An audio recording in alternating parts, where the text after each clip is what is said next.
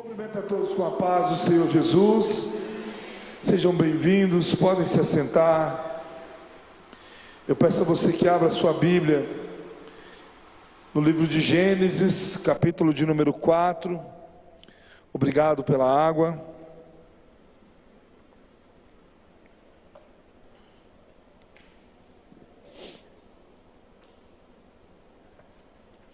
Gênesis, capítulo de número 4.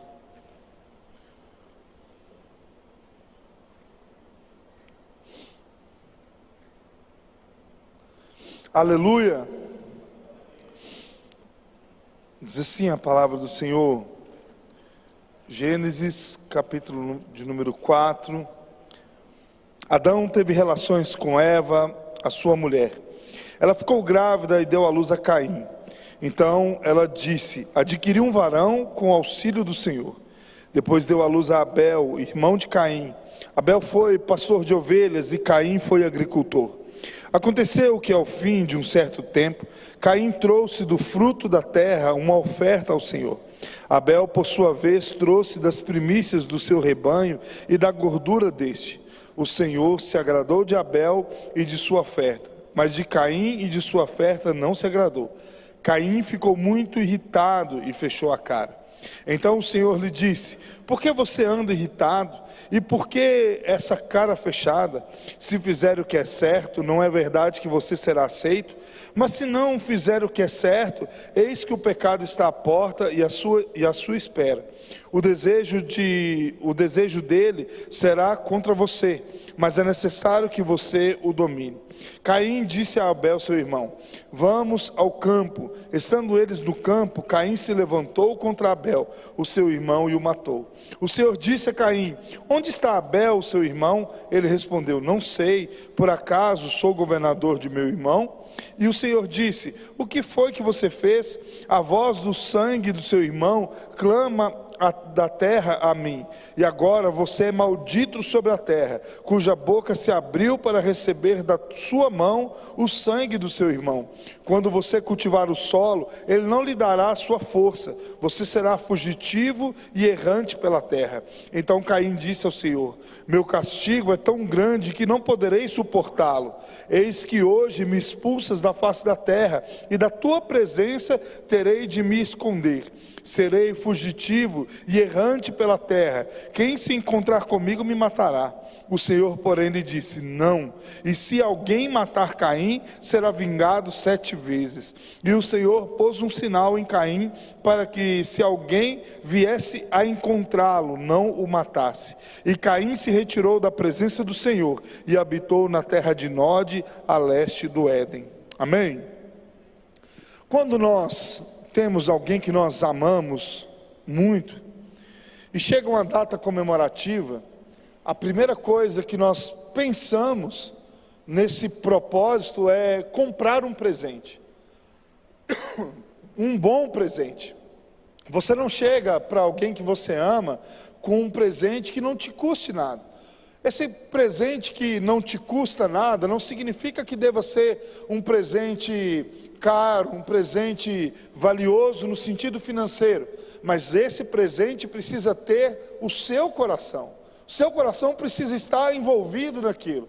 Muitas vezes uma pessoa recebe um carro de alguém, recebe uma casa de alguém, uma bênção de alguém, um presente de alguém, mas não equivale como às vezes um café que é feito por alguém que se ama e é feito com muito amor. Às vezes um presente que custa tão pouco, ele é mais valioso para aquele que recebe do que um presente que é dado de qualquer jeito, que tem um valor muito grande. E para Deus isso não é diferente. Nós vimos no capítulo de número 3 o que acontece com o ser humano. Por que o ser humano chegou a esse estágio? Deus cria Adão e após isso cria Eva, e por causa da desobediência, de não terem dado ouvidos à voz de Deus, eles são expulsos do paraíso.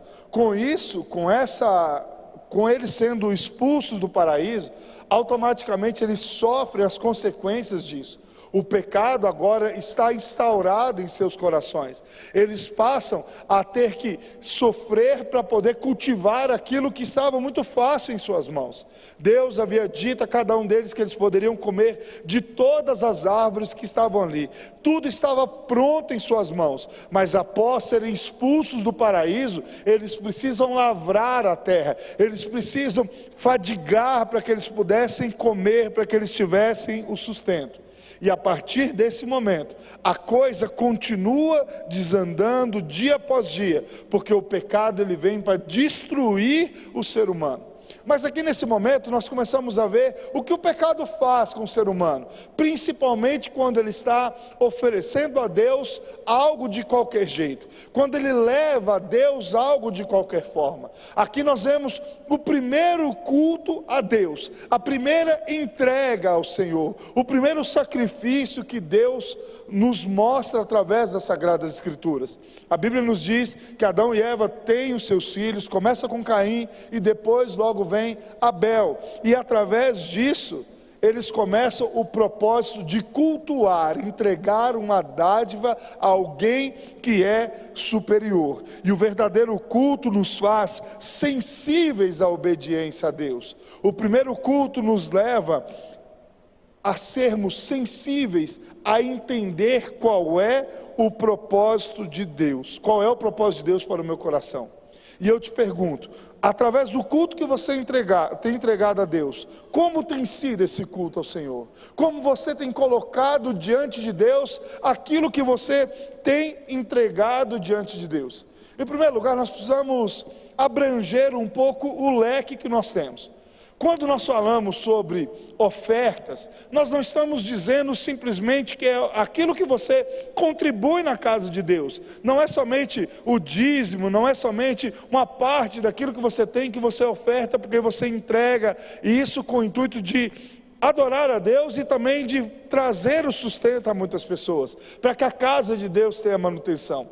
Aquilo que nós entregamos a Deus, as primícias, também está ligado àquilo que eu coloco no meu coração, no culto da minha entrega a Deus. A oferta está ligada ao meu coração ao Senhor, como eu estou disposto a me ofertar a Deus, como eu estou disposto a me colocar diante de Deus. E os versos aqui seguintes, de 1 ao verso de número 5, vai nos mostrar essa verdade.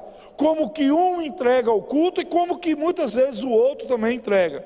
O verso 2 em diante diz assim: deu à luz a Abel, irmão de Caim. Abel foi pastor de ovelhas e Caim foi agricultor.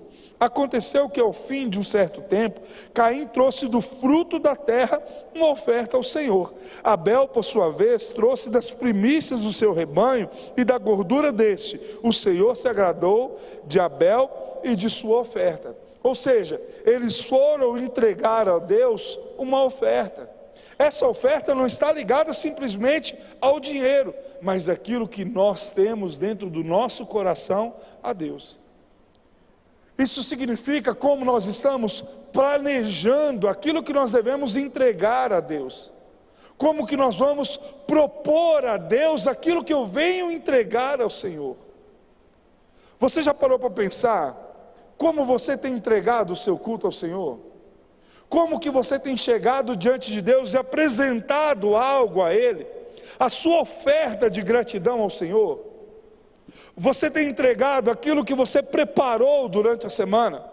Veja bem, nós vemos mais à frente, quando a lei já está estabelecida, que Deus manda separar um novilho, e eles deveriam cuidar desse novilho durante todo o ano, para chegar diante de Deus e sacrificar pelos seus pecados.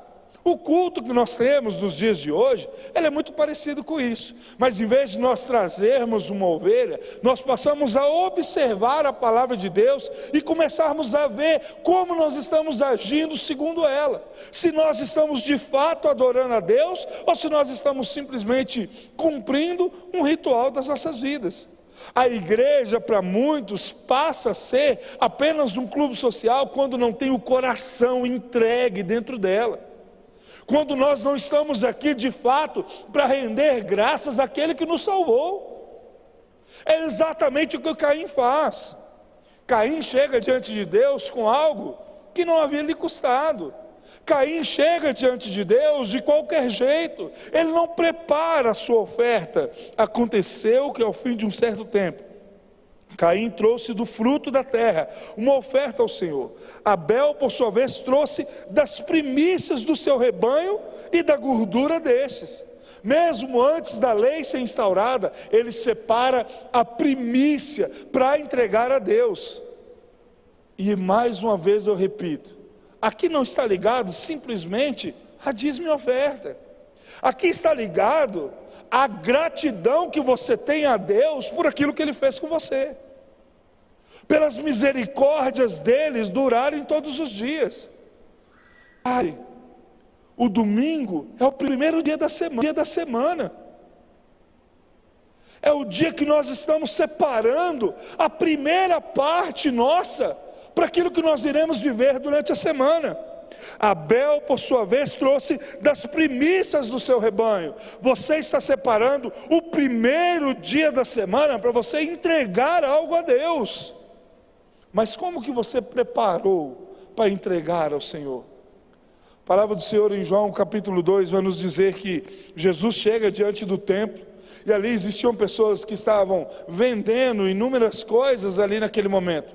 Eles pegavam aquilo que era para ser preparado com zelo, com cuidado, e eles simplesmente vendiam aquelas pessoas que vinham de diversas regiões. Não, em vez de eu preparar o novilho durante o ano, em vez de eu cevá-lo para eu entregar na casa do Senhor, em vez de eu separar a primícia, eu vou chegar lá no templo, já vai estar pronto, e eu vou pegar esse novilho, eu vou comprá-lo, eu vou gastar daquilo que eu tenho, e vou entregar a Deus. Deus não se agrada disso. Deus espera que você chegue no primeiro dia da semana, e você tenha preparado o que você vai entregar a Ele hoje. Por isso que nós dizemos, e voltamos e repetimos, o primeiro dia da semana, o domingo ele é do Senhor. Pastor, mas o domingo é o dia do descanso. Não, em primeiro lugar, ele é o dia do Senhor, é o dia que você tem a oportunidade de refletir. Poxa Senhor, eu estou começando a semana, e eu sou grata ao Senhor, porque o Senhor me deu condições de ter vida até hoje, o Senhor me sustentou, e eu quero agradecer ao Senhor, porque o Senhor está comigo em todo o tempo, porque o Senhor não me desampara, porque o Senhor cuida de mim em cada detalhe, porque a minha vida não depende de mim, mas depende do Senhor que fez os céus e a terra. E por isso eu vou entregar ao Senhor aquilo que eu tenho, eu vou entregar ao Senhor tudo que eu posso, eu vou me concentrar em relacionar com o Senhor, para que eu possa entregar o melhor a Deus. E o que o Senhor está nos dizendo é que nós devemos refletir durante a semana, se a nossa vida está de fato de acordo com aquilo que é a palavra dele. Eu postei hoje no Instagram da igreja um reels do pastor Arcival, da igreja presbiteriana de São Paulo. Ele dizia mais ou menos assim: muitas pessoas irão fazer sua vida, construirão seus patrimônios, terão suas famílias, e elas vão para o inferno, porque elas não se renderam ao Senhor, elas não entenderam o princípio de gratidão, e isso é de fato uma verdade. A oferta que Caim traz é uma oferta comum, ela não tem sentimentos. Quantas vezes nós chegamos na igreja dessa mesma forma? Nós chegamos na igreja porque hoje eu vou receber minha bênção, porque hoje eu vou receber o meu milagre, porque hoje eu vou receber a vitória. Isso está errado? É óbvio que não, mas em primeiro lugar hoje eu vou à igreja porque eu vou entregar tudo que eu tenho ao Senhor. O culto não é para mim, mas é para Ele. O que Caim, o que Abel nos mostra é um sentimento de gratidão a Deus, e entregar tudo aquilo que ele tinha de primeiro ao Senhor.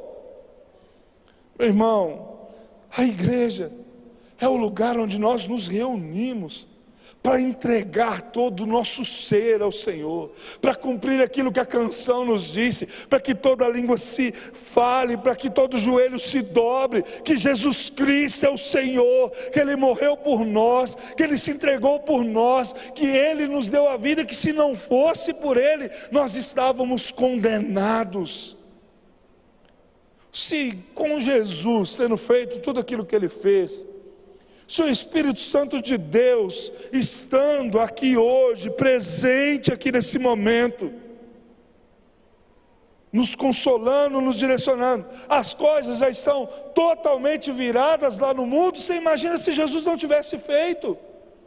Nós estaríamos perdidos. Por isso nós devemos olhar para Deus com um olhar de gratidão. E hoje é uma noite que nós devemos refletir como nós temos entregado o nosso culto ao Senhor. Como está o nosso culto a Deus? Porque o verdadeiro culto nos faz sensíveis à obediência. O verso 5 diz assim: mas de Caim, de sua oferta, não se agradou. Caim ficou muito irritado e fechou a cara.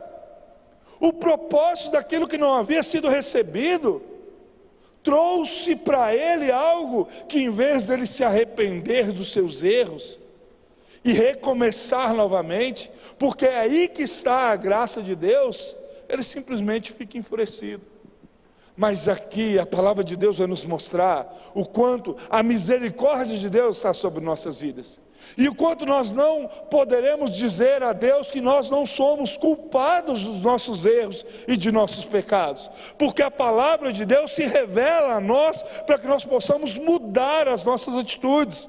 O verso 6 e 7 vai nos dizer assim: então o Senhor lhe disse: por que você anda irritado? E por que essa cara fechada? Se fizer o que é certo, não é verdade que você será aceito? Mas se não fizer o que é certo, eis que o pecado está à porta, e à sua espera, o desejo dele será contra você, mas é necessário que você o domine. O que Deus está dizendo para Caim, em outras palavras, é: abre o olho, analise o seu coração, veja esse sentimento que você está sentindo, que é um sentimento errado, e esse pecado se voltará contra você, porque tudo aquilo que nós fazemos, existe uma consequência. Tudo aquilo que todas as formas que nós agimos, há uma consequência. Existem consequências boas, como existem consequências ruins. A consequência boa, quando nós entregamos o verdadeiro culto a Deus, é o sinal onde Deus trabalha sobre nossas vidas. Ele cura as nossas feridas, Ele transforma a nossa alma. Quando nós estamos abatidos, Ele nos diz que aí é que nós somos fortes. Ele cuida de nós em cada detalhe, porque Ele recebe a nossa adoração. A presença de Deus se manifesta em nossa vida, ela nos acompanha, nos dando direção. Mas a partir do momento que o pecado, que todos nós sabemos qual é o pecado, aquilo que nós iremos fazer, quais são os nossos atos pecaminosos, ele passa a nos dominar, nós passamos a ser totalmente culpados. O sangue de Jesus já não nos justifica mais, porque nós fazemos aquilo que nós achamos que é certo. Deus vem nos mostrar que todas as vezes que a nossa natureza é pecaminosa, todas as vezes que o nosso pecado grita, a palavra de Deus vem nos avisando. Seja por uma lembrança que nós temos sobre aquilo que Deus nos diz, seja pela nossa devocional que nós fazemos, seja pelo pastor pregando, Deus sempre vai nos falar. Aqui nesse momento, não é mais simplesmente como lá no Éden, onde a serpente, o diabo usa a serpente a falar com aquela mulher e simplesmente dominar as ações dela. Agora nesse momento é ainda pior, porque além do diabo estar instigando a Caim, existia junto dele o seu pecado. O pecado do seu coração estava ali naquele momento, latejando, e somente a palavra de Deus poderia mudar. Mas nós precisamos agir de uma forma onde essa palavra vai ser feita, porque isso se chama responsabilidade humana. Deus nos avisa sobre os nossos erros, Deus nos avisa sobre os nossos pecados, e simplesmente precisamos dominar isso. Hoje na escola bíblica os meninos até riram, mas muitas vezes a gente recebe mensagens, a gente recebe ligações, a gente lida com situações que nós, na hora nós pensamos: eu vou responder à altura. E na hora, a gente pensa, não vou agir dessa forma. Teve um dia que nós mandamos mensagem, todos os visitantes, você que é nosso visitante, nós vamos te mandar uma mensagem. As pessoas que entregam a vida para Jesus, nós mandamos uma mensagem de áudio para vocês. Raras vezes se esquece. E um dia uma mulher mandou uma mensagem no WhatsApp da igreja, e demorou-se para responder, já não lembro mais, e a desculpa dela era simplesmente que nós estávamos com acepção de pessoas. E eu mando a mensagem num dia e vou mandar novamente só após o próximo culto. E aquilo, ela mandou um texto muito grande, e julgando determinadas ações, e nisso a Tati, mas a Áquila vira e fala, não, tem que responder. Eu falei assim, ninguém vai responder nada, deixa quieto, deixa ela desabafar o sentimento dela. Depois que a mulher passou tudo aquilo que ela estava sentindo, eu conversei com ela, mostrei para ela os prós e os contras, fizemos uma visita para ela. No final da história ela pediu perdão. Sabe por quê? Porque a nossa natureza vai nos convidar ao revide. A nossa natureza vai nos convidar a simplesmente não lembrar que Jesus nos diz que nós devemos dar o outro lado da face. Mas cabe a cada um de nós dominarmos o nosso pecado. Muitas vezes nós chegamos diante de Deus com desculpas esfarrapadas, dizendo, mas Senhor, eu não consigo. De fato você não consegue, mas dobre os seus joelhos, porque existe um Deus que é acima de todas as coisas, que pode todas as coisas, que pode transformar qualquer situação das nossas vidas. O pior dos viciados pode ser transformado pelo Senhor Jesus. O maior dos mentirosos pode se voltar à verdade por causa da palavra de Deus. João 15 vai dizer que se nós estivermos nele e ele estiver em nós, nós seremos limpos pela palavra de Deus.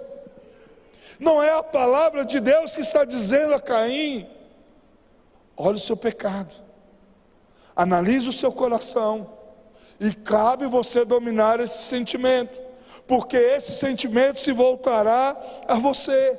Deus está nos dando direção, Deus está nos mostrando um caminho, Deus está nos alertando que Ele está à porta e bate, e nós precisamos estar prontos. Nós precisamos estar prontos àquilo que Ele tem a nós. Se fizer o que é certo, não é verdade que será aceito? Ou seja, se você viver segundo a minha palavra, se você me obedecer, não é certo que você será aceito?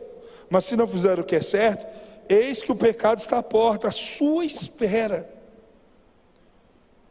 O Washer vai dizer que nós não conseguimos dimensionar o tamanho do nosso pecado. O quanto essa natureza pode nos conduzir a desobedecer a Deus. O quanto essa natureza pode nos levar a passar a longanimidade de Deus. E aí nós sermos executados pelos nossos próprios erros.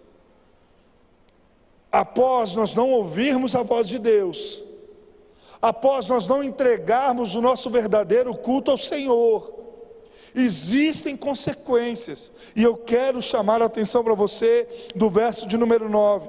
O verso 9 diz assim: o Senhor disse a Caim, onde está Abel, o seu irmão? Ele respondeu, não sei, por acaso sou guardador de meu irmão? Ou sou o tutor de meu irmão? O pecado, a Bíblia nos diz que um abismo chama outro abismo. O pecado só nos conduz a fazer mais e mais coisas erradas. Quando nós erramos e não nos arrependemos dos nossos erros, nós iremos continuar fazendo aquilo que está errado, e nós iremos querer colocar panos em cima daquilo que nós estamos fazendo de errado. O Senhor disse a Caim, onde está Abel? Qual foi a resposta dele? Qual foi o pecado dele? A resposta é que ele está diante de Deus. Agora, além do homicídio, existe a mentira. onde está Abel, seu irmão? Ele respondeu: não sei. Por acaso eu sou tutor do meu irmão? Isso é forma dele chegar diante de Deus? Será que se ele não tivesse olhado para Deus: Senhor, não dominei o meu pecado, Senhor, eu não consegui controlar o meu sentimento, mas eu peço que o Senhor me perdoe, eu peço que o Senhor faça com que eu seja perdoado, que a tua misericórdia me alcance. Nós estamos falando de um Deus que se relacionava com Ele. Nós estamos falando de um Deus que já havia o avisado sobre o seu erro. E nós estamos falando de um Deus misericordioso. O restante das consequências, o Senhor disse que você fez. A voz do sangue de seu irmão clama a ti. E agora é maldito sobre a terra, cuja boca se abriu para receber de sua mão o sangue de seu irmão. Quando você cultivar o solo, ele não lhe dará sua força. Você será fugitivo e errante pela terra.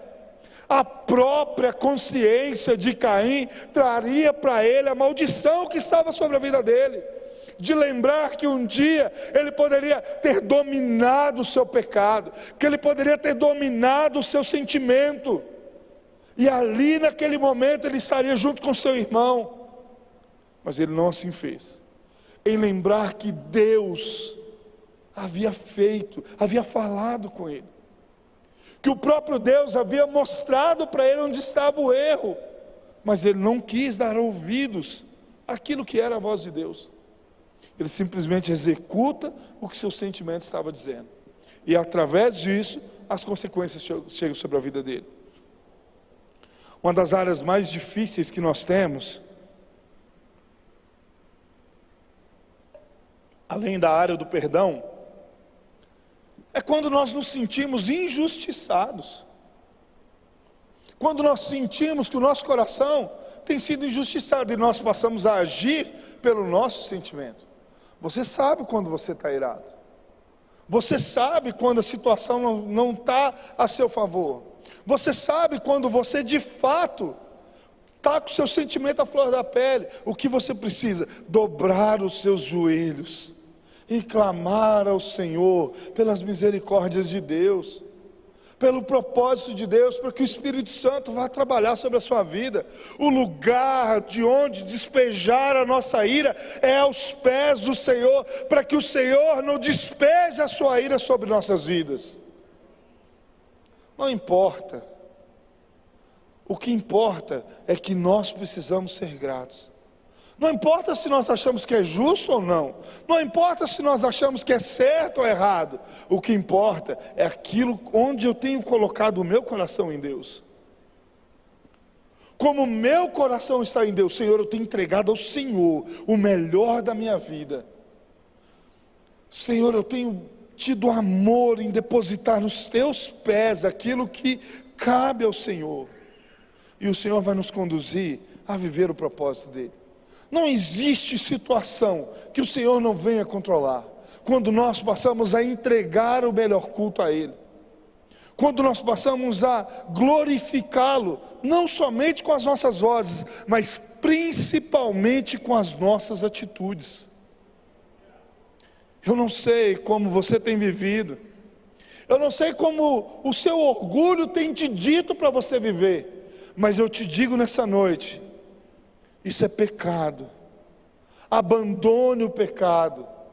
O pecado vai te levar à morte, porque Deus, o Senhor Jesus diz que o salário do pecado é a morte. Eu estou iniciando falando para todos sobre pecado, porque eu quero ver um povo santo, eu quero ver um povo temente a Deus, que busca a palavra de Deus, que tem amor na palavra de Deus, que está disposto a, se preciso for, morrer por viver a palavra de Deus. Pode ser que estejam vindo dias difíceis, e nós precisamos compreender qual é o propósito de Deus para as nossas vidas. Nós precisamos compreender qual é a boa, perfeita e agradável vontade de Deus. Viva de acordo com o que o Senhor tem te direcionado. Não viva segundo o seu coração. O seu coração é enganoso. mas faça com que a palavra dele, que entra na sua mente, desça para o seu coração. Porque quando essa palavra descer ao seu coração, aquilo que você tem em suas mãos, irá viver segundo o que ele quer e não segundo o que você quer. Se coloque de pé, em nome de Jesus.